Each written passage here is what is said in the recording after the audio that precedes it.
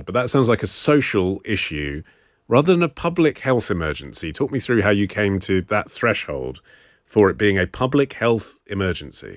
I don't know if you could call it a social issue when it's arriving on the doorstep of all these clinical departments and all these clinicians in different specialties. That's very much a health concern.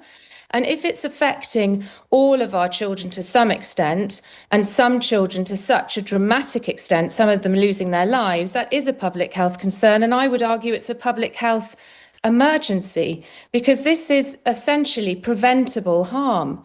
If these children were more closely safeguarded on these platforms and this content was actually kept away from them at such young ages, then they wouldn't be exposed to it to the extent they are. And I think if it's landing on our desks, these cases, or showing up in our offices, A&E departments, in clinics, then this is a health issue. This isn't just a societal issue.